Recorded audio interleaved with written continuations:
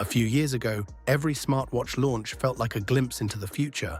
New sensors, new features, bold promises about transforming your health, your productivity, even your daily life. Companies were racing to convince you that this small device on your wrist would become essential. But in 2026, something has clearly changed. Smartwatches are still everywhere. Millions of people wear them every day. Sales are strong, adoption is high, and yet they don't feel exciting anymore. So what happened?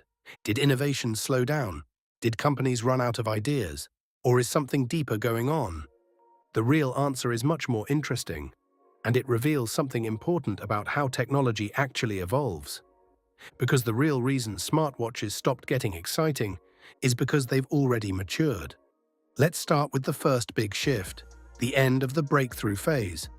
When smartwatches first emerged, everything felt new.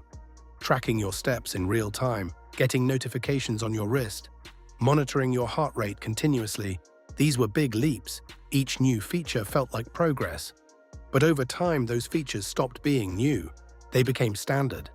Today, almost every smartwatch can do the same core things: track fitness, monitor health, display notifications, run simple apps.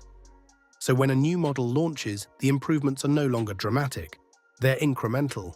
Slightly better accuracy, slightly faster performance, slightly longer battery life. And while those improvements matter, they don't create excitement, because they don't change how you use the device. And that's the key. Excitement in technology comes from change. When a product changes what you can do, how you behave, or how you live, it feels exciting. But when a product simply gets better at what it already does, it feels familiar. Another major reason is that smartwatches have reached good enough. For most people, current devices already do everything they need. They track workouts accurately, they measure heart rate reliably, they handle notifications without issues. So when a new version comes out, people ask a simple question: do I really need this upgrade? And increasingly, the answer is no. Because the difference isn't big enough to justify the switch, this creates a slowdown in excitement. Not because the product is bad, but because it's already good enough. There's also a bigger expectation gap that has quietly closed. Early on, smartwatches were marketed as something revolutionary. A device that could replace your phone, a tool that could transform your health completely, a new center of your digital life. But reality turned out differently. Smartwatches didn't replace smartphones, they became companions to them. Helpful, convenient, but not central. And once that reality set in, expectations adjusted. People stopped looking at smartwatches as the next big thing, and started seeing them as useful accessories. And when expectations drop, excitement often follows. Another important factor is design. There's only so much you can do with a device that has to sit comfortably on your wrist. It needs to be lightweight, compact, easy to use. So over time, smartwatch design has converged: rectangular or circular face, touchscreen, minimal buttons, comfort-focused.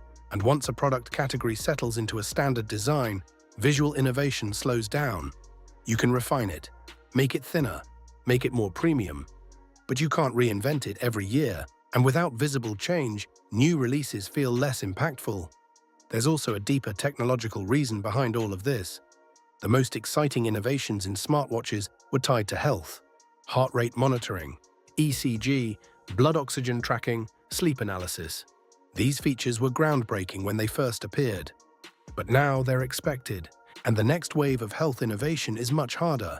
It involves medical-grade accuracy, advanced diagnostics, non-invasive monitoring of complex metrics. And those breakthroughs take time. They require research, regulation, and precision. So progress slows down. And when progress slows, the excitement fades with it. Another subtle but powerful reason is something most people don't notice. Smartwatches have become invisible, not physically, but mentally. People don't think about them anymore.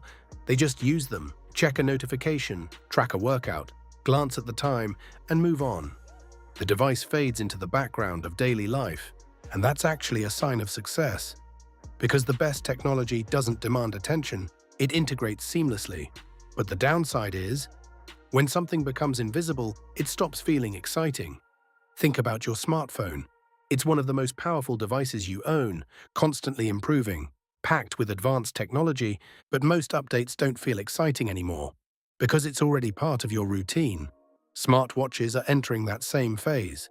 There's also a shift happening inside tech companies themselves. They're no longer treating smartwatches as standalone breakthroughs. Instead, they're treating them as part of a larger ecosystem, connected to your phone, integrated with health platforms, linked to services. So innovation is still happening, but it's spread across multiple devices and systems, not concentrated in the watch itself, which makes the watch feel less exciting. Even if the overall experience is improving, another key factor is competition, or more specifically, how competition has evolved.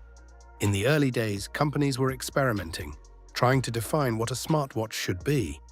Now the category is more defined, a few major players dominate, and when a market stabilizes, innovation tends to become more conservative.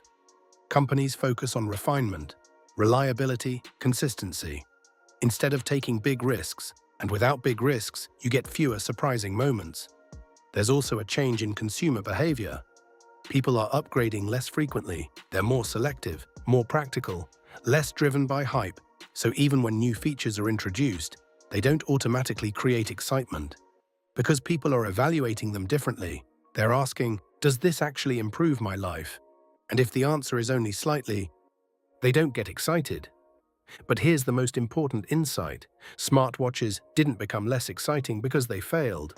They became less exciting because they succeeded. They found their purpose, they solved their core problems, they became useful enough to stick around. And in technology, that's what maturity looks like.